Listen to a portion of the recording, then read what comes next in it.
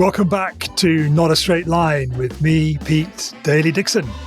This is the show that explores the non-linear journeys of artists and entrepreneurs to inspire you as you zigzag through your own non-straight line life. And this week, I'm joined by Mark Franklin. Mark's career and non-straight line journey has been a fight between his artistic mentality and the requirements of the post-industrial machine, constantly telling himself what he should be doing isn't what he wants to do. This led to a tipping point that pushed him away from a corporate job of 22 years into uncertainty. Now, I'm a broken record with using the word vulnerable to describe my guests, but Mark really does bear all to me in this conversation. And I know his story will resonate with you, particularly with where he's at now, having developed his 4 fears methodology. Fears Mark believes prevent all of us from reaching our potential. The desire to make the life we want instead of surrendering to the life the world wants for us is powerful. And Mark is an inspiring example for us to follow. Oh, and if you're listening to this episode in real time, so to speak, it's a big week for Mark as he published his first book on Monday. It's called How to Embrace the 4 Fears of Business Ownership. It's available on Amazon, and I've put the link in the show notes for you to check it out.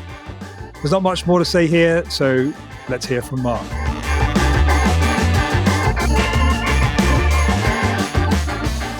Okay, so we just take a moment just to 2 or 3 physiological sighs. So if the 3 of us just want to close our eyes, just breathe into the nose.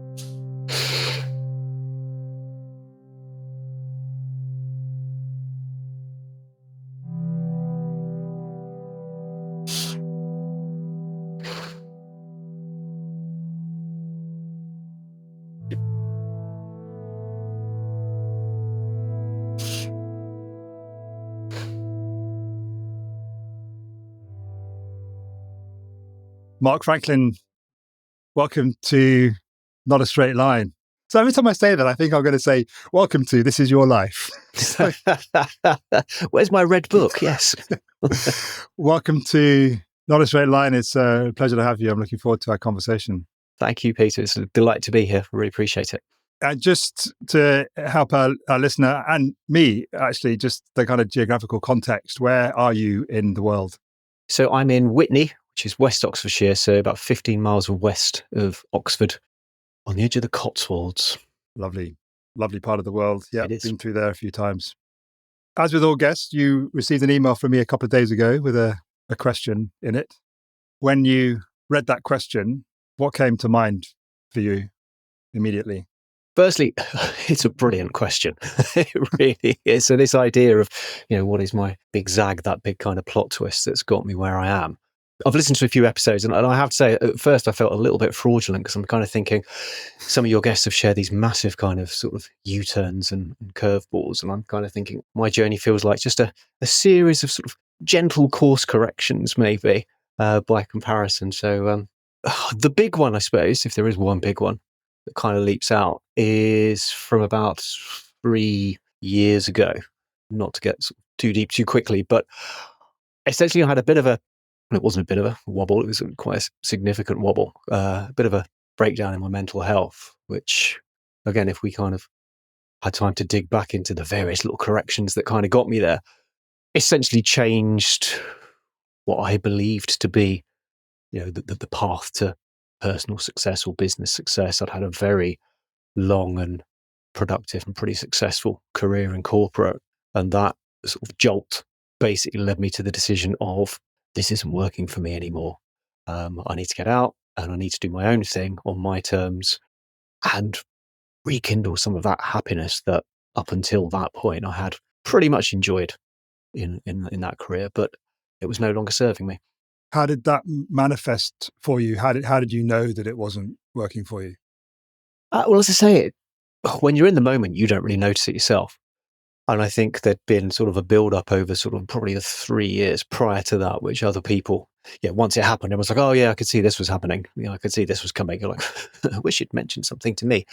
Again, I don't want to sort of spend too long on the story, but we have space for long stories here, by the way, just so you know. All right. Okay.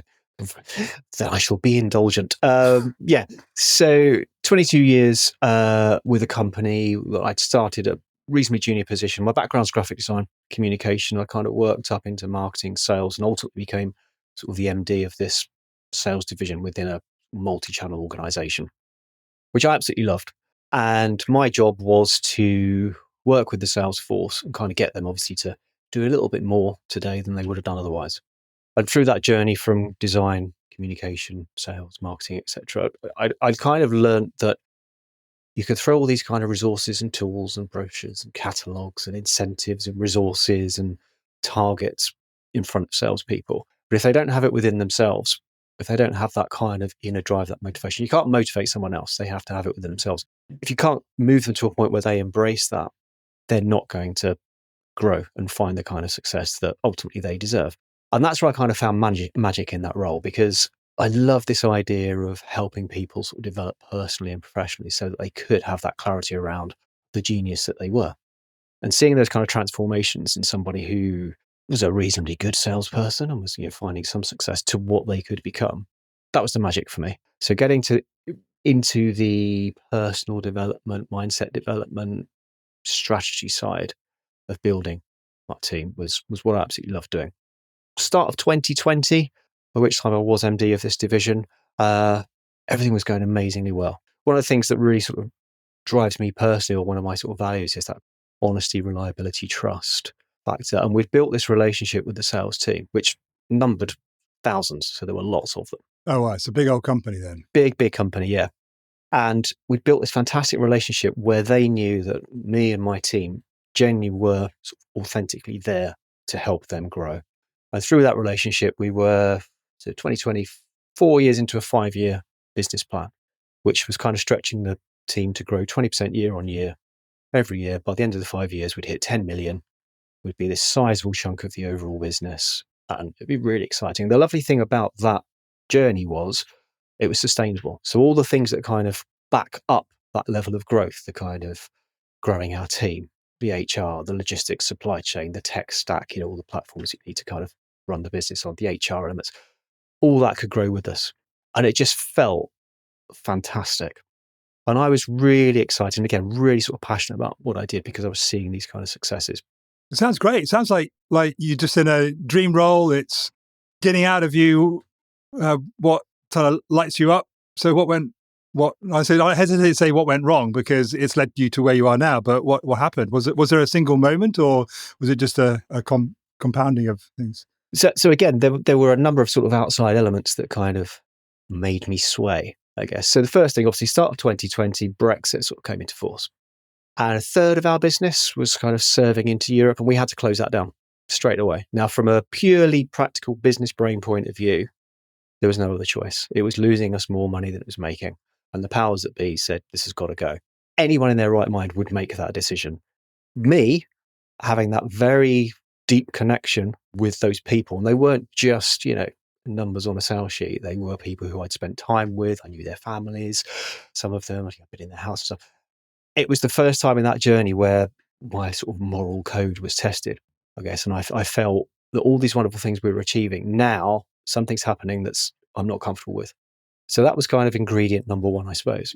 And also, again, coming back to that relationship we had with these people, that trust has suddenly been knocked because this amazing team of mine and me who were there to kind of see these people succeed and, we were encouraging them to become fabulous.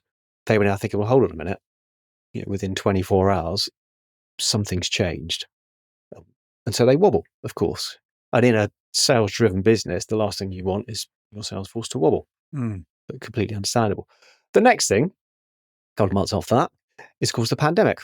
Now, the nature of our business and the products that we sold, the pandemic, from a business point of view, was fantastic, if you can use that word for a kind of global sort of, catastrophe of sorts. But sales went through the roof. So where we'd been growing 20% year on year, we were now growing like 100% month on month, which is hugely exciting, except for all those background business requirements were starting to fall over. The team couldn't cope. The logistics and supply chain couldn't cope. The tech fell over. Servers were breaking down and people couldn't place their orders and all this kind of stuff. And I was kind of going to the parent company saying, look, to use an analogy, we're on this incredible surfboard riding this wave. If you help us build the right surfboard, we'll catch the next wave, we'll keep going. The company kind of took this slightly more pragmatic view of just enjoy this ride while you can, bring the board into the beach, and then we'll review things. And so everything started to sort of get a little bit more tenuous. How did that sit with you? It was frustrating because, again, this was something I was genuinely so passionate about, and I could see the potential. And it was working. Like I say, 4 years of incredible growth that I knew we could continue. And so, again, as things start to creak more and more, again, the relationship with that sort of team breaks down. Your own team are struggling, and you've got to, step back and look after them. And it all kind of came to a head. So a couple of things happened around this. April 2021. And I think I hadn't realized this until I sort of look back now. But all this kind of sort of pressure and passion and sort of energy that I was throwing into sort of my role, I was always one of those people, I don't bring my work home with me. So I didn't share all this like with family who were incredibly supportive and would have been there for me. But I had my best friend in the world, who we used to kind of talk all this kind of stuff out. He had sort of wobbles of his own, and he was the person that I went to. He died very suddenly. And again, in that moment, I didn't have time to grieve because I was so caught up in this noise, and I didn't appreciate what an outlet that was. So the pressure's building. And again, I'm trying to kind of hold everything together. The pressure's building, and the outlet that you had relied on is no longer there. So the pressure's going to be building even faster and harder. Yeah, exactly that.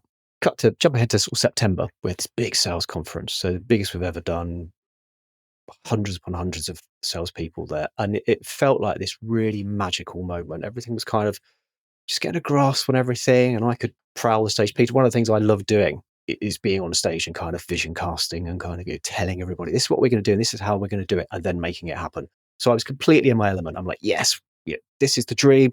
Give us 18 months. We're going to be back on track. It's going to be awesome. And everyone was buying into it, and that kind of relationship felt like it was rekindling and everything was looking good. And it was a really successful event, but it was also a bit of a super spreader event. And I came away with COVID, which I kind of laugh now. It was a mild case. It wasn't, anything bad. Obviously, I couldn't go into the office. I was working from home. But again, magic of hindsight. Mentally, I was in a really sort of deeply stressful and sort of vulnerable place. And now physically, my body's like, will you stop? And I didn't, because you don't. Had a week off for the COVID sort of thing, cleared the quarantine, head back into the office. And this was if there was that one zag, I suppose this is the moment, the point of the story. On my desk, sit down, and there's like a note. We've had a data, is it called a data subject request from one of the Salesforce. So under GDPR, they want, to know what data we're holding and how, blah, blah, blah. So I phone up the DPO, data protection officer, and say, I had this request, can you deal with it? And they turn around and said, sorry, I'm too busy, you're going to have to sort it out yourself. Which, when you step back, is a real kind of minor sort of inconvenience. But that was the moment where I kind of went, oof. And I don't remember exactly what happened. I remember sort of being congenial on the phone. Okay, that's fine. Thanks very much. Put the phone down. Whether I got upset, whether I cried, I'm quite a sensitive soul. So I probably did shed a tear just in that moment. I thought, right, pull yourself together.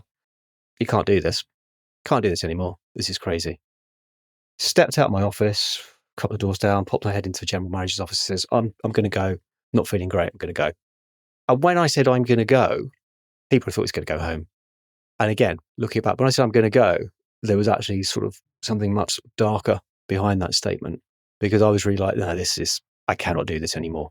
I just from a story perspective, if not for anything else, we've got to no, I can't do this anymore. And I kind of just want to put a flag in the sand of our conversation there, if you like.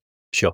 And I want to go all the way back, and I want to see where the seeds were sown for the Mark that we've just been talking about, with his passions and energy and the things that light him up. What lit young Mark up? Such a good question. What lit me up? I mean, again, coming back to the whole sort of graphic designer, art student sort of background, creativity, communication, from a professional point of view, those are the things that kind of light me up. Before that, as a kid, I'm an only child from a very happy home. But being an only child, I spent a lot of time in my own bedroom, sort of playing with my toys. So I think there's an element of sort of imagination and creativity that was born out of that. Sat with my Star Wars figures and Han Solo fighting with these stormtroopers and stuff. And storytelling as well. Again, creating those kind of universes and kind of adventures that all these little characters would be having. That was very much kind of carried into my art and design and all the stuff I did at uni. And then earlier on in my sort of design career, that whole passion for connecting an audience with the message. Were you academic at school, like earlier on, primary, secondary? I was, yeah. I did very well at school. So, I mean, again, I'm from an HP, so it's bizarre. I was chatting about this with someone the other day. I can remember my school reports, and it was an all-boys school. It was an all-boys grammar school, very kind of Oxbridge leaning, where you were expected to go into law, economics, medicine, or something like that. And every sort of report had not only your kind of attainment and effort, but it had a ranking. Where were you in class in terms of, were you the best person in class at French or Spanish? Which is mad when you think about it now, to kind of... They don't do that anymore. No. But there was that hugely sort of competitive expectation of you've got to be the best. But I suppose, again, coming back to like a gentle course correction, I can remember having a meeting with our headmaster just before I went into sixth form, because it was complete expectation. You did your GCSEs, you did your A-levels, you go to uni, then you get a job. That's it. Welcome to the conveyor belt. Totally. And my first course correction, I suppose, was when I had that meeting with the headmaster, and he's like, well, you're doing well. You're going to do 4 A-levels. They're going to be sciences because look at your grades. And then off to uni you go.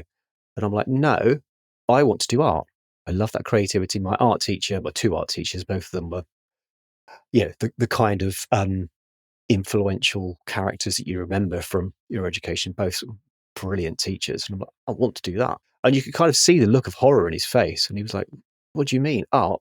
What a complete waste of time. And I already had to give up music. I mean, again, there's a piano behind me. Oh, that's mine. There's a drum kit next to me. Music's a massive part of my life. I had to give up music because I couldn't do too arty things. But I was going to stick to art. And that kind of freedom to be able to create, I would say, having gone through a very academic kind of, like you say, conveyor belt, as soon as I got to art college, that's when I found myself.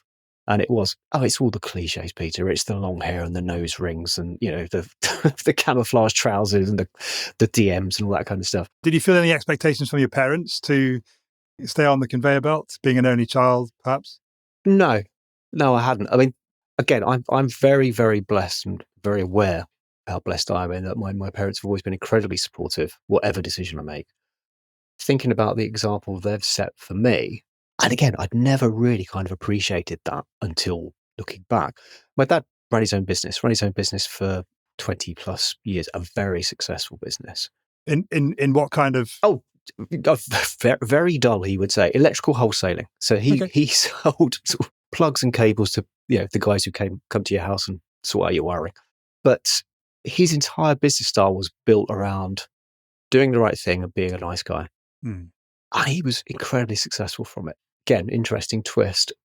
He was such a nice guy and so well respected that he lost his business because he gave too generous credit terms to one of his biggest customers, and that customer went under.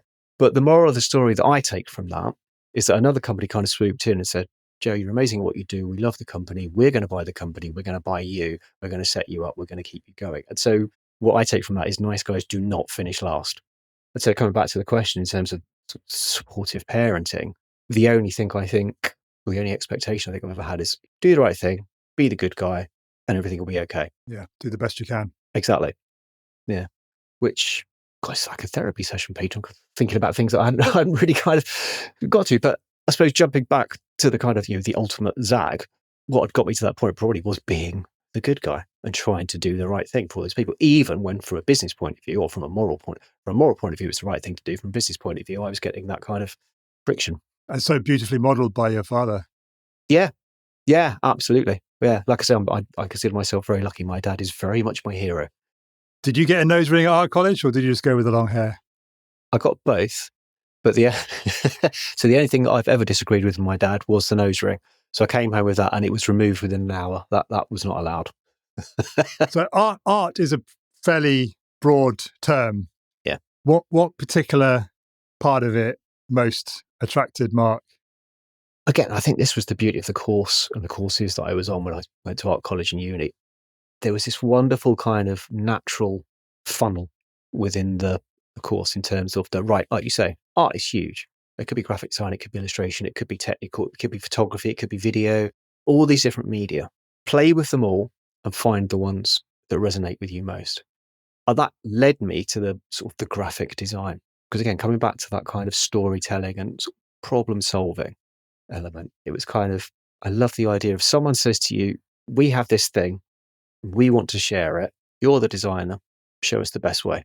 And that kind of comes into the whole visual communication of, what is the most appropriate medium, language, design style, colors, fonts, all that kind of stuff that will resonate with the audience you're trying to reach. And I love that. Again, I love that whole sort of connectivity of taking the story from its start to its kind of ultimate finish where the audience are like, yes, we love this. We want in. And yeah, the course allowed me to do that. Courses. And what you played with did you find that kind of resonated with you the most? It was, I am a bit of a geek, I suppose. So I do like kind of playing with technology. So, I mean, again, I'm from an age where the design industry was just moving into digital. So Macs were just coming out, the whole kind of process of, making 4 different separations of film to print in color and then chromalin proofs and all this kind of sort of nonsense and deving up with chemicals, blah, blah, blah.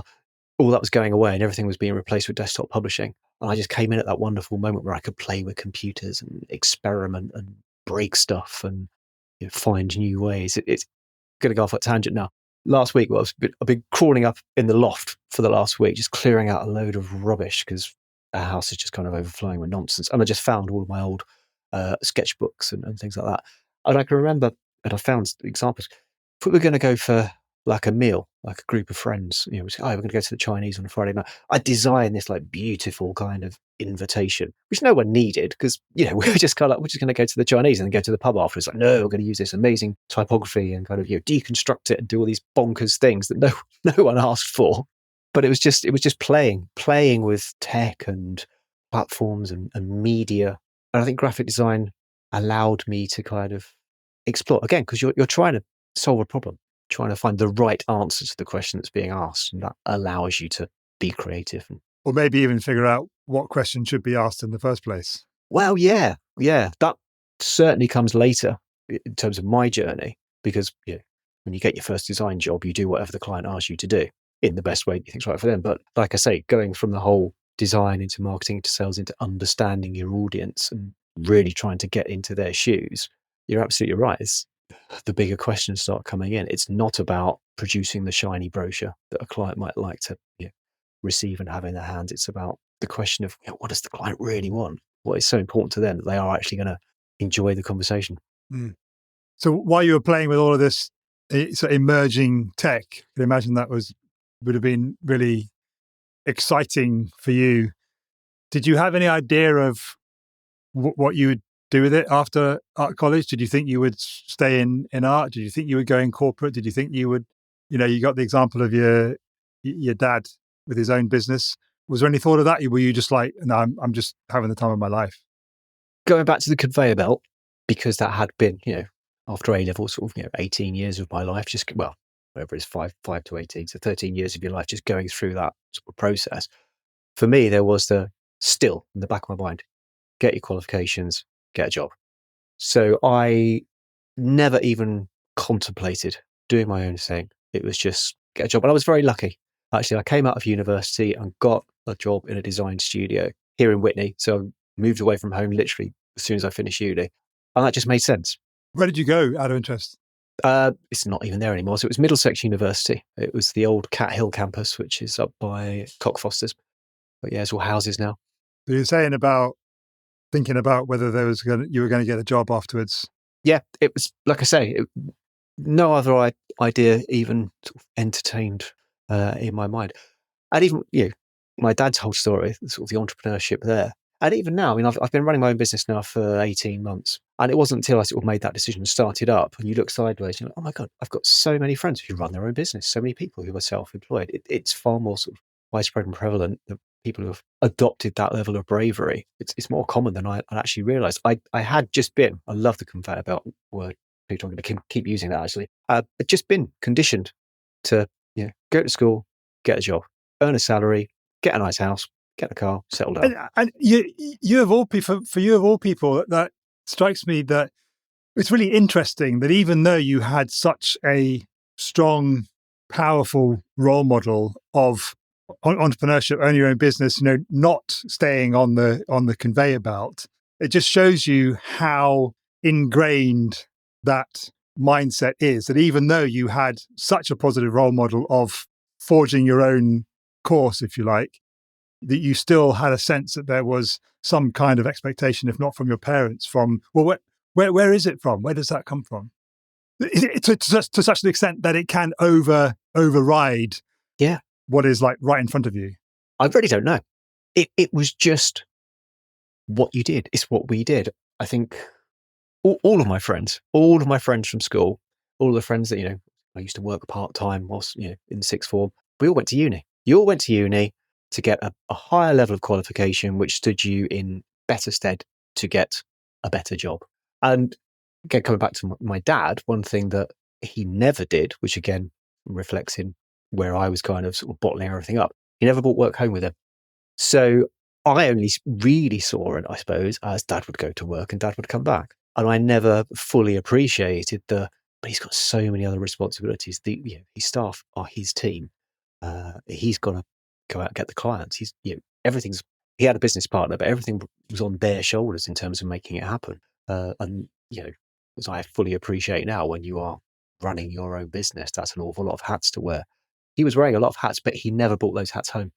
So from your perspective, there was no real difference between him going to work for his own business and him going to work for somebody else, I guess. Yeah. I just never had my eyes opened to it, which, yeah.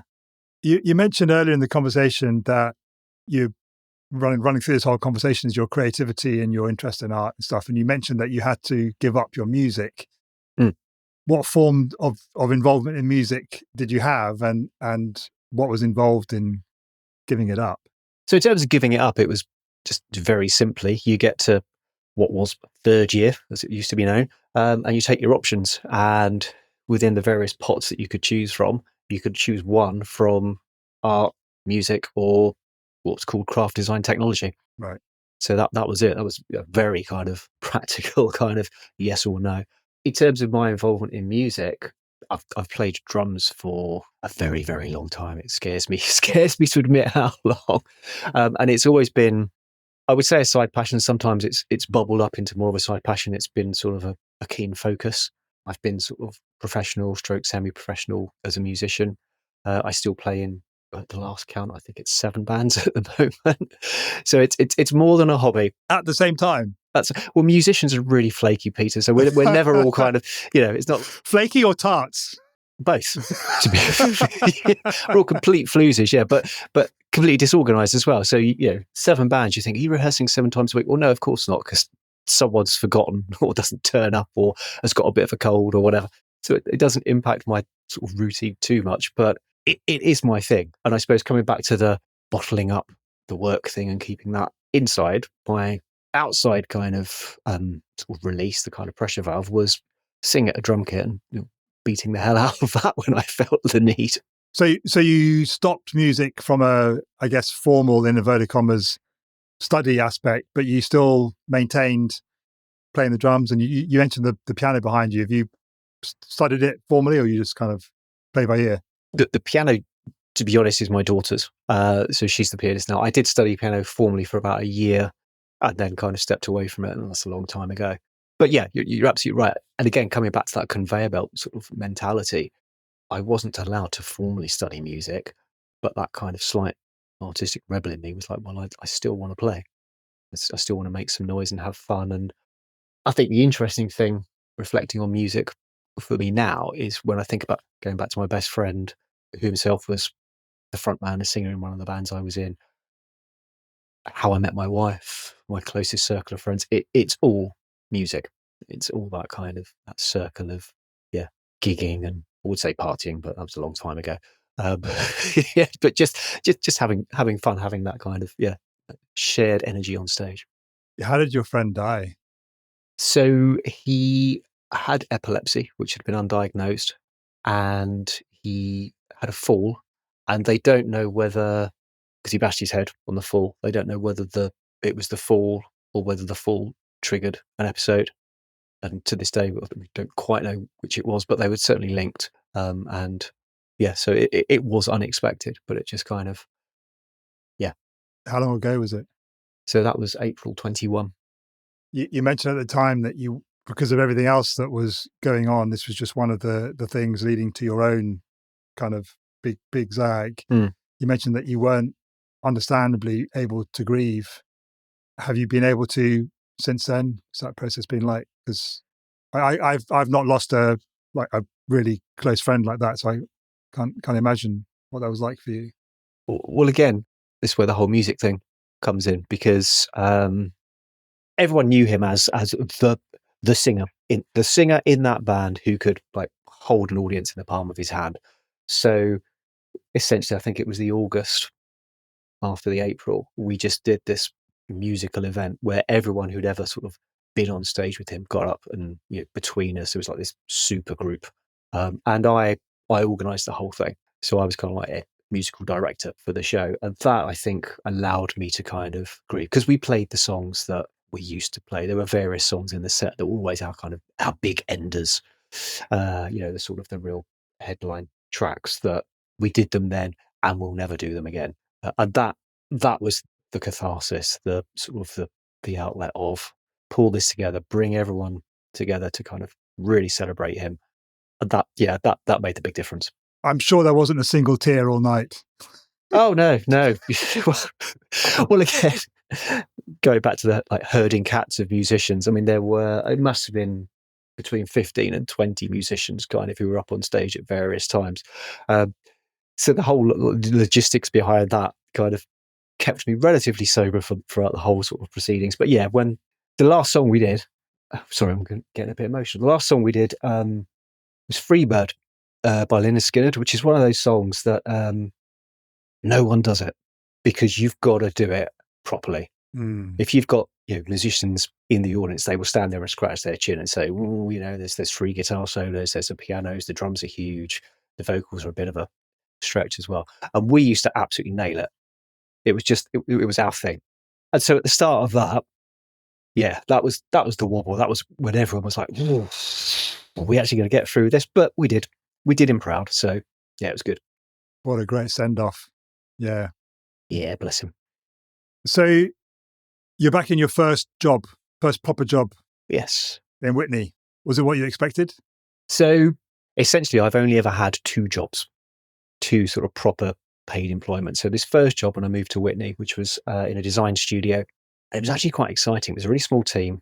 We were attached to a print company. So again, from a kind of geeky tech point of view, whatever I was designing, I could go next door and actually watch it be printed. Wow. So I learned all the kind of processes that were involved in that whole journey, from creating a concept and an idea on a piece of paper, digitally manifesting on screen using the Macs and so on, getting the print, getting the chrome links, getting it on a press, seeing it roll out, seeing it being trimmed down and turned into whatever it was.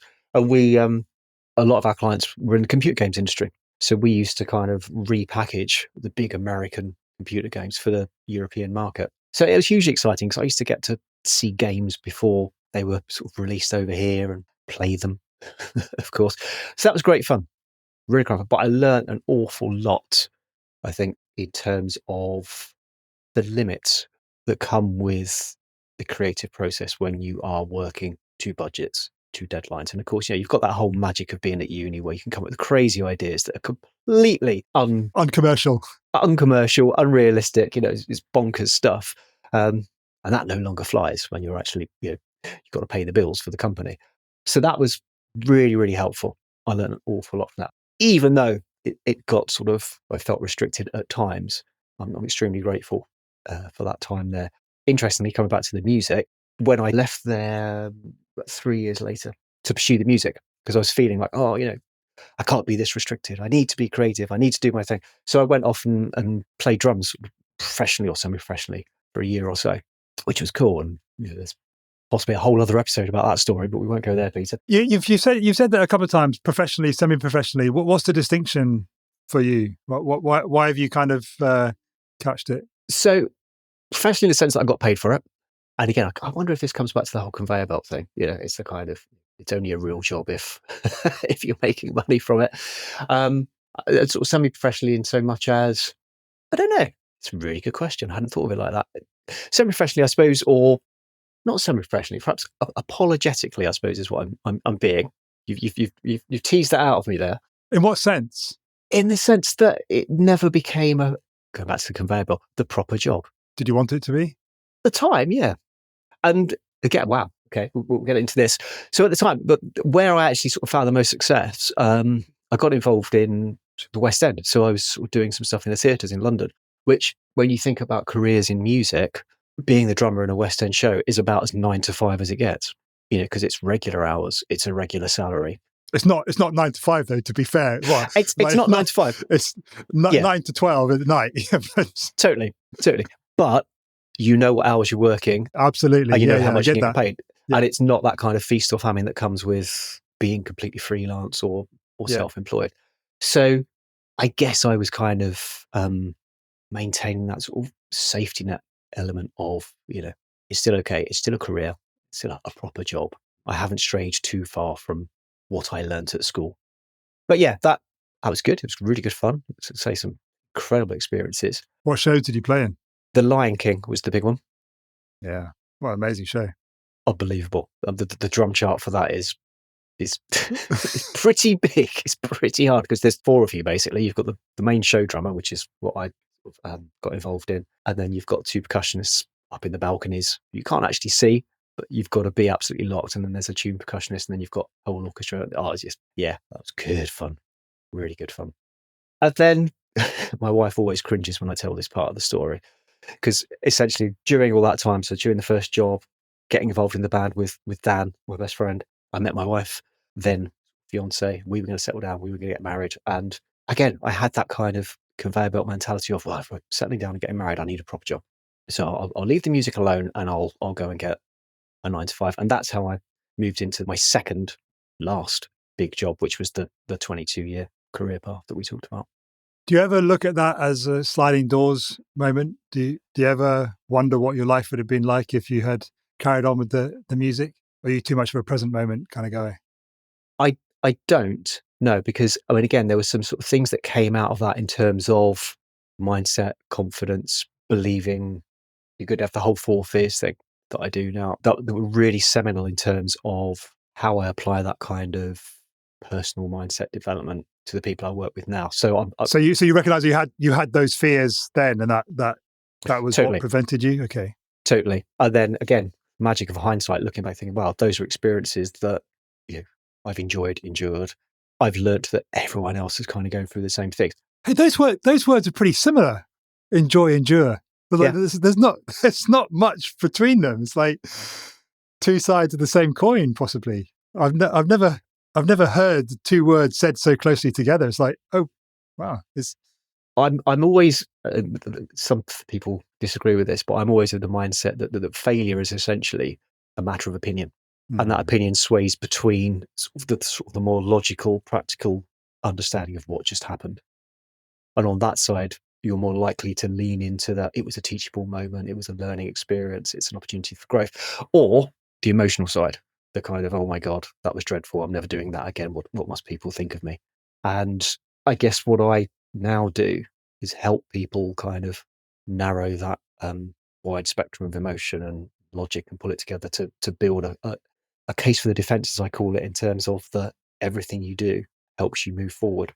So coming back to the whole sliding doors thing, everything that I experienced from my time drumming helped me become who I am now and what I do now. I'm so glad you dropped the F word there, failure. I can't say success or failure without putting them in air quotes, because it's like it's not a theme of this podcast. I think it's to some degree almost the point of the podcast, because I know when I reflect on my own life where I've experienced zags, I have sensed internally that there's failure there. My first business grew it to 500,000 in revenue, and it ran it into the ground all within 5 years. So immense amount of Well, there's an element of shame in there that I had kind of let myself down, let my team down, and whatever. And possibly partly because of my ADHD, I was diagnosed earlier this year. That there's part of ADHD is something they call success blindness, and I think the general populace at large, there's some element of that, but within ADHD, the part of the characteristics of it is that we lose track very, very quickly of the successes. Yeah. So the failures in inverted commas just build up and up. So for a large part of my life, I have felt that I was a failure to some degree. And it's only when I've got to this point and started having conversations and started having the podcast, recognizing that actually there's a wonderful human that I spoke to very early on in this podcast journey, Ed Dale. And he said, that life is the zag. That is the whole point. It's like, you are where you are. And that's really the message that I want to get out with this podcast is that you are where you are. So it's fine. You're not going to stay where you are. You're going to keep moving forward. So I'm just so glad that, you brought it up and you're actively doing something about it. So you mentioned the 4 fears there. What are they? The 4 fears are those kind of hesitations around not being ready, not believing you're good enough, not believing you've got enough time to do the things you need to do, and then ultimately that overarching fear of failure. And they all interlink, and they're known by other names. You've got the imposter syndrome, comparisonitis, procrastination, perfectionism, and so on. But again, through the kind of experience of my own story and all those people I work with in the sort of the sales business, those were the 4 that kept coming up again and again and again, which made for a nice kind of hook to build a business off of. Yeah. So at what point did you kind of start to collate all of your life experience into this kind of, do you call it a program or? I wouldn't call it a program. No, I work in all sorts of different ways because one of the things that I'm always very mindful of is whoever it is that I'm kind of working with or helping, it's their story. It's their hesitations. And if you just look at those 4 fears, they'll have each of those to varying levels. So it's about not tailoring the experience because that sounds a bit too clinical, but it's about really actively listening to what it is that's holding them back and what they need to embrace to move forward. So the question is, when did you start to think that you could kind of bring all of your life experience into this kind of philosophy or something you could build a business on, like you said? Yeah. Again, coming back to the sort of the time I had with all of those sort of sellers, there was, again, I suppose another sort of zag really. There was a meeting I had with the top 12, I think it was, in the company. I hadn't long become MD and I wanted to find out what was making them tick. If they were so good and so successful, how could we translate what it is that they're doing and widen it to the sort of the bigger sales community? Those 4 things, the fears, were what I was getting back from that room. It really surprised me because I'm sure you've heard this many times before. Like you say, the success blindness, we don't see how far we've come ourselves and we don't reflect on all those little wins naturally. And just by nature, if someone asks us to talk about the things we do really well, we start to sort of twitch and feel a little bit uncomfortable. Whereas when you're around table, everyone else in the room is saying, "Oh, Peter, you're so good at this. I'm really impressed about how I wish I could be more like you." And in those kind of conversations, it just became really clear to me that these hesitations, things that I'd been through, and again, it didn't click until that kind of moment. Oh my God, they're saying the things I've been saying to myself. These are huge, and if I can help them embrace those kind of hesitations and then help their teams and so on embrace those hesitations too, there's something in this because that's where we move them from where they are currently in their business to where they deserve to be. And that would help me as well. There was I used to call it, I still do, this concept of writing a better story for your family. Again, it goes back to the whole storytelling and et cetera, et cetera. But it's this idea of wherever you are, what is it that you really want? And why is that so important to you that you're prepared to do the sort of brave and brilliant things to make it happen? And how can we nudge that story forward? And so all of this kind of 4 fear stuff started to manifest. It was probably about 2016, 15, 16, from sort of relationships that I had with these people who I was trying to help move forward. And it just, over time, just sort of crystallized really and just sort of became this thing that when I did step away, it was like, this could be the thing. This is what I love doing. These are the transformations that I've witnessed that have brought me the most joy. Let's do that. Did you give yourself, consciously give yourself time and space to bring it all together, or did it kind of just bubble up and appear magically, become fully formed? Yeah, so completely naively, I left that job on the 30th of April, and then on the 1st of May, I was like, good to go. Got everything I need. It's perfectly clear in my head. Everything's brilliant. Hurrah. And actually, and it wasn't planned. It just kind of happened by accident. I got into conversation with somebody who I ended up joining their program as they were kind of like a coach and mentor, and they focused on business frameworks. So this idea of, you've got this idea, how are you going to convert it into a saleable kind of proposition? And so I started with them it was the June. But by October, I'd completely changed my mind in terms of how I was going to approach this. But it was transformational because it just gave me that clarity. I knew the four fears was the thing. Part of me perhaps was hesitating around the four fears myself of, is this actually going to work? But having that sort of accountability in terms of this is what it can look like. This is how I should approach it. Just gave me that kind of energy to be able to close my eyes and say, yeah, actually, not only am I excited about this, but coming back to the whole sort of like the ikigai model, I suppose, of, what is it you love doing? What is it the world needs? What is it you're actually good at? And are you going to make any money from it? By that sort of October, it's like, yeah, I think I can tick all four of those boxes. Now I am the four fears guy, which sounds like the worst superhero in the world. But anyway. Yeah. Back when you were drumming, the show drummer for Lion King, well, you were still the four fears guy, though you weren't known by that name, and because all the seeds were still kind of nurturing in there. You mentioned that was around about the time that you met your wife. If I was to ask her what story she would tell about the first time you met, what would she say? So I met Han. Actually, it was a couple of years before sort of the whole West End thing. Bless her, she was incredibly supportive because she was the the high earning breadwinner, whilst I was kind of playing at being a musician. What would she say about how we met? A really good question. Again, we were introduced because her best friend was the sister of my best friend, so we met properly for the first time in a dingy rehearsal room in the back of a pub. And what would she say? I think I should ask her, actually. I think she would say, because going back to that, I went to an all boys school and therefore have always been absolutely hopeless when it comes to sort of like, anything vaguely romantic with girls, because I didn't know any. I think the only reason my wife and I got together was because everyone was telling me, oh yeah, she really likes you. Honestly, if you ask her out, she will say yes. So that was like the only reason I was brave enough to do the deed. But she'd been kind of convinced by Dad, my friend, and his sister, we're starting a new band. We've got this new drummer. You should come and check him out. We think you'll like him. And apparently she did. And that was it. The rest is history, as they say. The rest is history. Yeah. And you mentioned kids. Your daughter, just the one child you got? Two girls grown up now, so 22 and 19. Yeah. Right. They're still our children, though, aren't they? They're still kids. Oh, completely. There's different. Completely. Yeah. And even though I joke about sort of, not being surrounded by any women at all during my sort of like school years, 3 women at home. And throughout most of my career, I've been surrounded by strong, brave and brilliant women. Most of the mentors and sort of most inspirational or sort of influential people in my career, again, going back to the art teachers, women. So, there's a lot to take from that, I guess.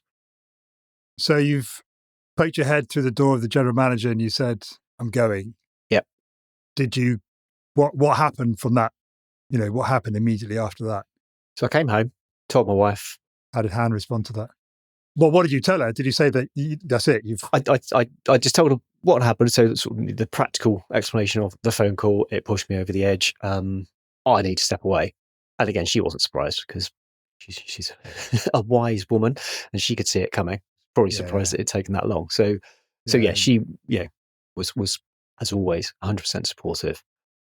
The best thing I could have done, which is what I did, was sort of reach out for help. So I got on the phone, spoke to the doctors, got referred by the NHS, spoke to Mind, which is the mental health charity, and there's a local organisation through our sort of trust, NHS trust here in Oxfordshire, called Silver Cloud, who I got speaking to as well, and had sort of 6 weeks of cognitive behavioural therapy, which worked really well for me because I like and I'm comfortable with sort of taking responsibility for my own actions. So it felt right to me to sort of be challenged in terms of the try this, come back and let me know how you get on. And that really did make a difference. So just in case the listener's not aware of CBT, cognitive behavioral therapy, what is it and how does it work? Good question. Put very simply, and certainly this was my experience, it was simply sort of an ongoing sort of program of things to try to get me thinking about what I could do to bring myself back up from the hole that I was in. So I think, hopefully, I'm getting this right. So apologies to anyone in the field that I'm sort of slightly confusing anyone. But it's from your own experience, though, so that's valid. Indeed, yeah. It's very much kind of the onus is on you, the individual, to you've reached out for help. Help is being offered. You've then got to do something with it, and that appealed to me because I like that ownership and I like that kind of accountability. And it did. Having the kind of the calls, the check in, how you're feeling now, kind of on a scale of 1 to 10, how dark are those thoughts? So can you give us a specific example for you, some of the things that came up and things you tried? And there was a lot of journaling, and again, sort of recording thoughts and feelings and your energy levels. And again, like I say, that kind of scale of 1 to 10 in terms of where your thoughts were leading you. So a very low score could be talking suicidal here, right up to a 10 being you're living your best life. Of course, didn't get to a 10 during those 2 months, but certainly the numbers were heading in the right direction. Did you ever feel suicidal? Yes, I did, but because I don't want to kind of like be overly dramatic, the thoughts were there, but I know that I never would have done anything. How did you know that? Because I am so blessed with sort of my family around me. I knew that there was a way forward, or at least I felt sort of deep down. I think if there was any kind of clarity I had at that time, it was around the fact that the thing that was really breaking me was this job. And if I could change that, everything else was okay. So that was the kind of, I've stepped away from the job. Now I can take time to kind of heal, get myself back up to where I was. What was really interesting, following on from this, and a few months later, when I actually made the decision that I'm going to leave the business, but the first thing that sort of my wife and closest friends and sort of, my family sort of said was, we've got our mark back. And I hadn't realised how I'd taken this slippery slope of kind of, a change in energy and mood and all the things outwardly that people pick up on that you don't notice yourself. But as soon as I'd made that decision and lifted that pressure, it was kind of like, he's back.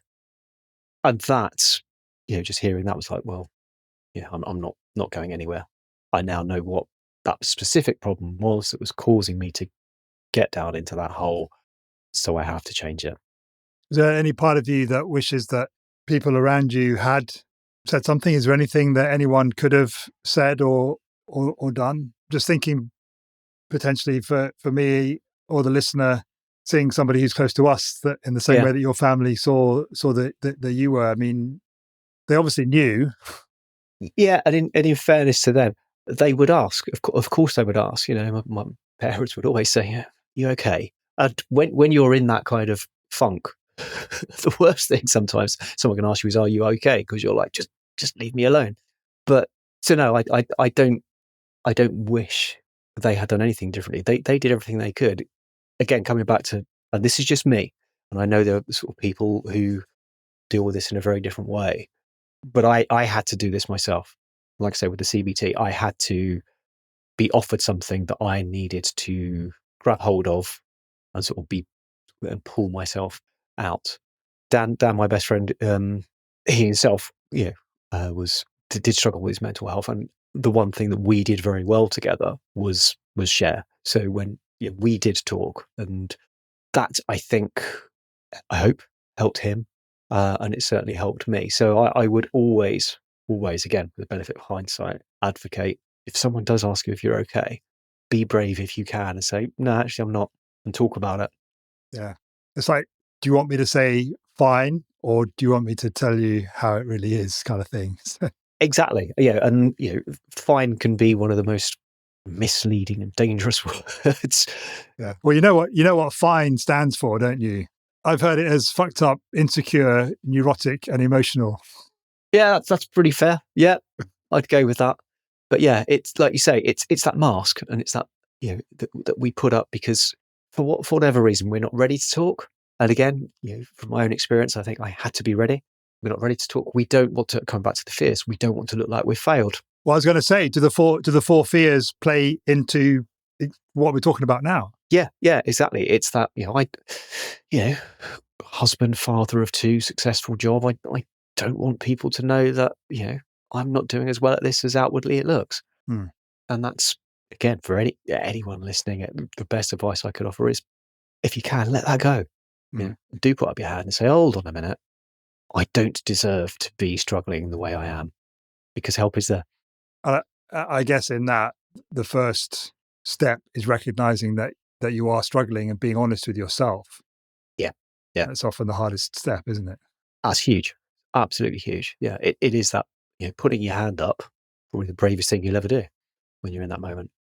So I asked you earlier if your expectation of the expectations you had going into your first job, if they were met, and I got the sense that they were, just everything that you were able to do and the learning that you had. What about when you made the move into self-employment? In fact, just before that, so while you were doing all the CBT, were you on sick leave from your? Yes. Okay. Yeah. Right. And you never went back? I did go back. No, I did. I went back for about a year. Bizarrely. Oh, wow. Yeah. So glutton for punishment.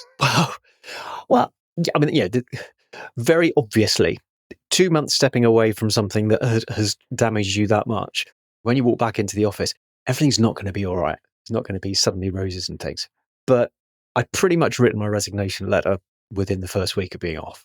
And I wrote several iterations of it. Some of them were pretty outrageous and absolutely not for, not to be sent. And then I sort of calmed down. But I had, again, coming back to the 18-month, the 2-year plan that I'd kind of stood up on stage just a few weeks before, or a couple of months before, by the time I was off of leave, I was still committed to that. I was still committed to my team. I didn't want to let them down. I didn't want to let the salespeople down. I wanted to leave.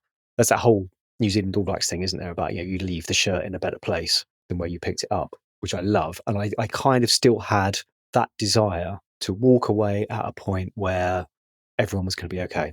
And also, if I'm completely honest, I had 1 year left on my mortgage.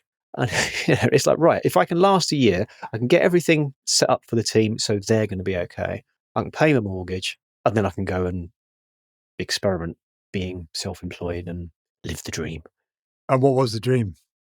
Well, I'm only 18 months into this, but I would say it is this. It is the freedom to do what you want to do on your terms. It's the writing a better story for your family, basically. It is the being able to do what you want to do, choose who you want to do it with, still being able to help. I do have a very kind of high sort of moral code, I guess, and I'm still completely driven by that transformation that hopefully happens to the person in front of me when I'm sort of helping them. I've got rid of all of that administrative crap that comes with the high paying, high position job. But again, coming back to we've got our mark back, it's that happiness. And, I'm not going to pretend that the last 18 months I've been rolling in money and the business has become flying in and so on and so forth. Yeah, it's hard. We all know that running your own business is hard, and you've got to build that audience. And particularly with what I do, you've got to build that kind of trust. People need to feel comfortable and prepared to raise their hand and share those fears. And they're not going to do that with some complete stranger who's new on the scene. So that's a very big part of my journey. But when people say to me, how's it all going? My first answer is, I'm just so bloody happy. I'm just really, really enjoying what I'm doing. I love it. And who do you work with now? And is that your ideal? Is that what you set out? Are those the kind of people you set out to help? It's one of those questions that I've sort of been asked a lot, because lots of people say, when you're running your own business, you need to niche. You need to kind of find that sort of unique space that you can fill better than anyone else. And I think the challenge I have is, because those fears are so prevalent, everybody has them to some degree. It's not so much the who do I serve, it's what's the story that is consistent throughout all of the people that are in front of me that I can make a difference with. So if we had to kind of drill into demographics, I suppose it is that small business owner. It's the visionary, I suppose. It's the person who has control of the destiny of the company or the team that they are in charge of. because they have the ability to pick up and run with their dream. And so what I hopefully do is help them dig into what that dream looks like. But that's the unifier, I suppose. If you have absolute control over where you want to be, but for whatever reason you're hesitating, you need me. Here I am. And what have you found to be the biggest challenges in your business over the last 18 months? It's not a surprise, but it is that hesitation for people to put their hand up. Because, of course, again, no one likes to voluntarily or quickly say, oh, yeah, hi, Mark. Yeah, I understand what you do. Yeah, I'm really struggling. Can you help? Which comes back to the building the trust in the relationship and letting people know that I am here as and when they're ready to say, this imposter syndrome thing is actually getting in the way of where I want to be. So I wouldn't say it's an obstacle. It's for me, it's a question of sort of being patient, because like going back to the whole sales team that I used to support, when they're ready, when they have clarity around what it is they want, why that's important to them, then I'm here to kind of help them achieve that. I really hope that this podcast episode, when it comes out, helps you with that you're able to use it in some way that, Thank you. This is me. This is Mark. This is me showing up in vulnerable, deep conversation. This is who I am. That's my desire with these conversations. Yeah, and again, listening to some of the sort of the other episodes before, I think that really comes through. So I'm very grateful to you, Peter, for letting me on the show or inviting me on. But again, what I think I love, the whole not a straight line is just it's such a brilliant concept. Like you say, our lives are full of twists and turns and zigs and zags, and they should be talked about and celebrated and explored. And what you do well, so thank you. So what lies ahead, apart from more twists and turns and zigs and zags? What vision do you have? What story do you have in mind for your family? So again, one of the big learnings I've had from moving away from the big corporate life is you can enjoy much more with much less. I've never been driven by money. It's just not one of my sort of things. For me, money is facilitated to those other things that create your happiness and create that story. So I'm not looking to build an empire and create a whole sort of infrastructure of other four fears guys and girls who go out and share the magic. Happiness for me, so the better story would be consistently, sustainably helping a good number of people achieve those better stories, write those better stories. And also thinking about some of the other things that I've got sort of coming up in the new year. Again, just sharing that message of it. It's okay not to be okay. It's okay to have those fears. Those wobbles are completely natural. Embrace them as opposed to dismiss them, because they do actually serve you. And despite what you see on LinkedIn and everywhere else, everybody is experiencing them. Gotcha. I guarantee you. Yeah, totally. Yeah, we all have. Even the boldest and most sort of energetic person typically actually they're the ones who are probably having the biggest wobbles. But it's being in a position where if you're having a wobble and you want to talk about it, I am a good option, I hope, to help you embrace and work through that wobble and turn it into something magical. If the listener wanted to get hold of you, how might they do that? So the website's markfranklin.co.uk, which is quite memorable. That's highly imaginative. Yes. Creative. LinkedIn is probably where I hang out the most, if I'm honest. I'm, on various social media platforms. So it's Mark Franklin UK. Type in a variation of that and you'll find me. But LinkedIn or the website There's a question that I ask every guest as we're coming towards the end of the conversation. That's how the listener and I might help you the most. When you reflect on that question, what comes up for you? It's a very generous offer. Again, thank you for inviting me on the show. Shows like this, podcasts, being a guest on podcasts, I thoroughly enjoy. Again, it's an opportunity to kind of talk about the fears and make people aware of them and make people aware of the fact that it's okay to have those wobbles. So it's building that kind of, say, awareness and hopefully the confidence to sort of say, yeah, okay, I need a bit of help with this. And also going back to the prowling the stage and enjoying myself up there, talking about the fears. One of my big goals for next year is to sort of do a lot more speaking events. Because again, the beauty of those, I like to think, is when you are in a room of lots of other people and you've got someone at the front just making you aware of these hesitations. Again, it's okay. This is how we can work through them. This is how you can turn them into superpowers. You don't have to do that whole vulnerable, put up your hand and say, yep, that's me. I really need help now. You can just kind of soak it in. And that in itself, hopefully is helpful. Just again, it's that opportunity to have that self-reflection of, oh, actually, like you say, I'm doing a little bit better than I thought I was. I can dial down my success blindness. It's one of my goals, interestingly, for 2025 as well, to speak at events. I went through an exercise a couple of weeks ago thinking about everything that I did in my business, put them into 3 buckets. What do I want to eliminate? What can I delegate? And what do I want to multiply in 25?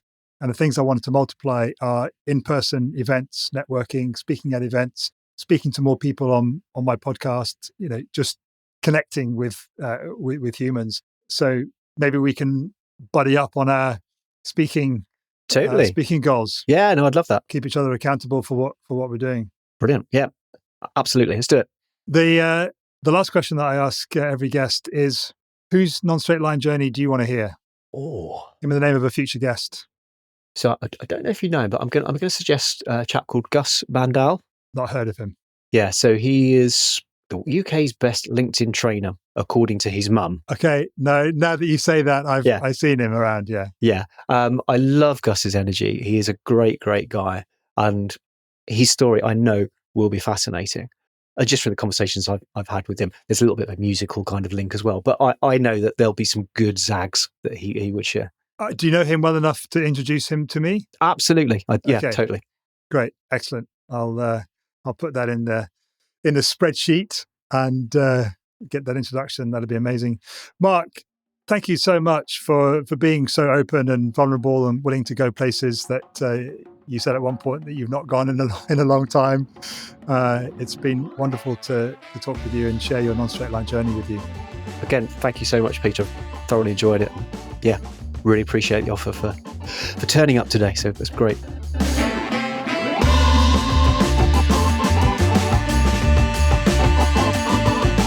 Thanks so much for listening to this week's episode of Not a Straight Line.